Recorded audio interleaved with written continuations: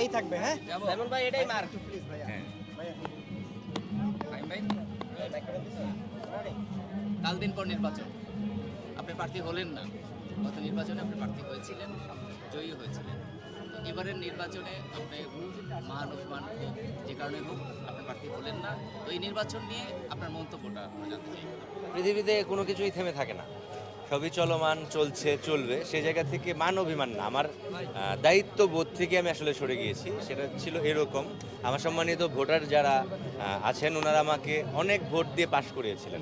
আমার যে দায়িত্ব ছিল যে আমি শিল্পীদের স্বার্থ রক্ষায় কাজ করব, ইন্ডাস্ট্রির স্বার্থে কাজ করব, সেই জায়গা থেকে আমার কাছে মনে হচ্ছে as a joint secretary Simon Sadiq ছিল, সে প্রপার কাজগুলো করতে পারেনি। পরবর্তীতে সে কি বলে পদত্যাগ পত্র জমা দেয়। এটা আসলে নিজের দায় এভাবে কেউ প্রকাশ করে না, আমি আমারটা প্রকাশ করে গেলাম।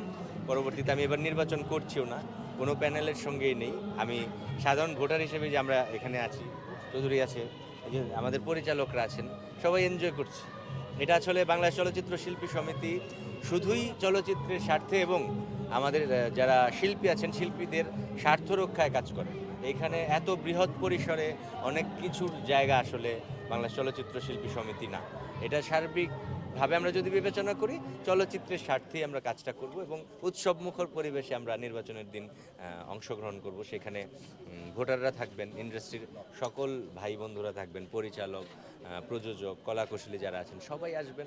একটা উৎসবের মধ্য দিয়ে আমরা ভোট দিতে যাব, সেখানে আমাদের সাংবাদিক ভাই বন্ধুরা আসবেন, এটাই আমরা চাই। আপনি শিল্পীদের স্বার্থ রক্ষায় কাজ করতে পারেননি, এই ব্যর্থতাটা কার ছিল আসলে? এটা আমার ছিল ডেফিনেটলি।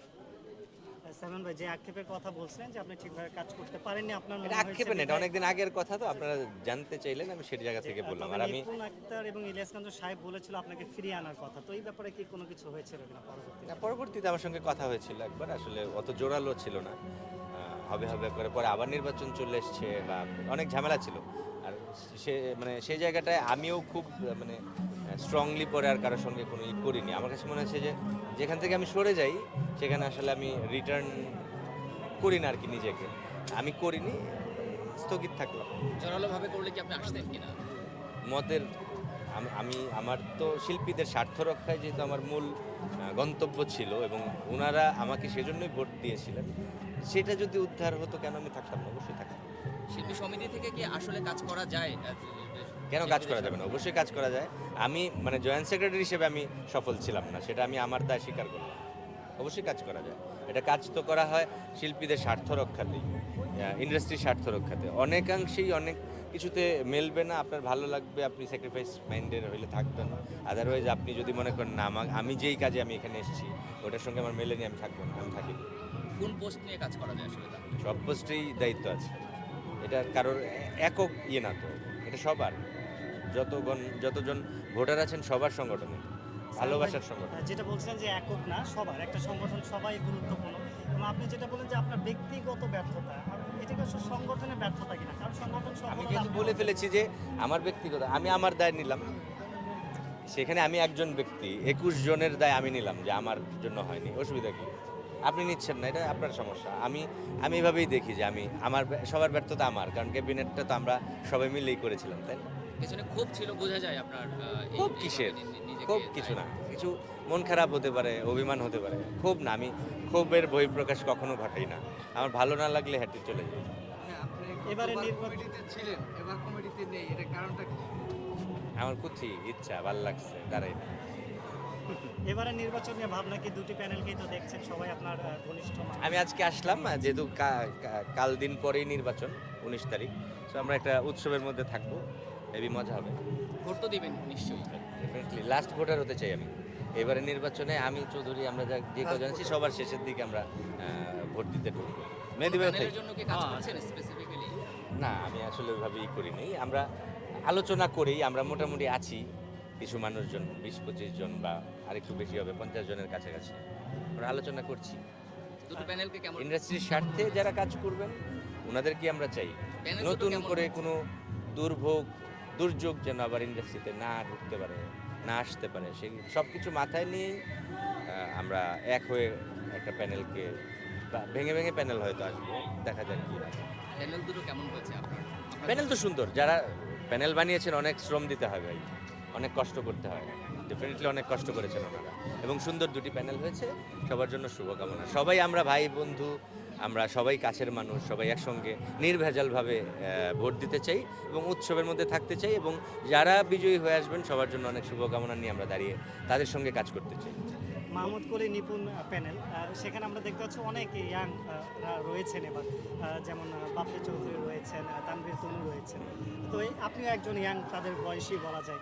তো একটু মিস করছেন কিনা এই পরিবেশটা, যে আমি হয়তো বা একটু জয়েন করলে ভালোই করতাম? ছেড়ে আসবেন, কান্না করবেন কেন? এত মায়া কান্নার দরকার নেই।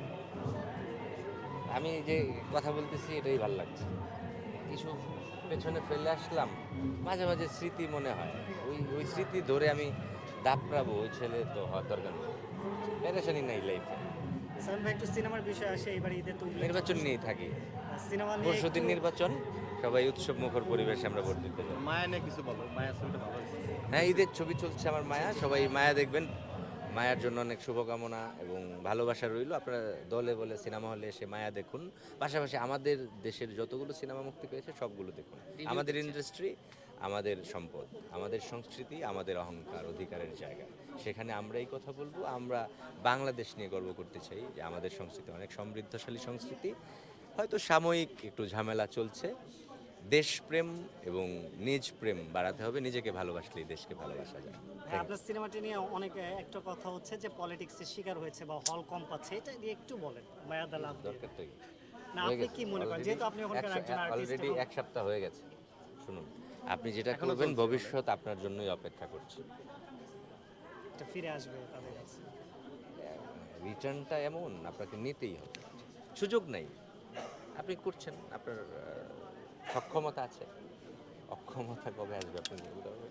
চলে আপনার আসবে। নেক্সট আপকামিং প্রজেক্ট নিয়ে যদি কিছু বলেন, কি কি প্রজেক্ট রয়েছে? অনেকগুলো প্রজেক্ট আছে পাইপলাইনে, প্রায় 8টা ছবি সেন্সর হয়েছে এই বছর, হয়তো এরপরে আসবে আনন্দশ্রী, চাঁদর, আরও কি কি যেন আছে। শেষের দিকে করি নির্বাচন নিয়ে এই প্রশ্নটা, সেটা হচ্ছে গত নির্বাচন নিয়ে তো অনেক আলোচনা সমালোচনাই বেশি ছিল। তো এবারে নির্বাচন নিয়ে এ ধরনের কোনো সমালোচনার সম্ভাবনা আছে কিনা, বা আপনি এরকম দেখছেন কিনা? না, কেন সম্ভব না? এবার তো খুব সুন্দরভাবে নির্বাচন হচ্ছে।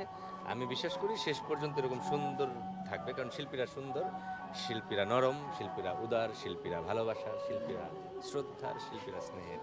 সেটা এই সব কিছু মিলে অটুট বন্ধন শেষ পর্যন্ত থাকবে, এবং এবার আর কোনো ধরনের কোনো কোর্ট কাচারি হবে না বলে আমি বিশ্বাস করি।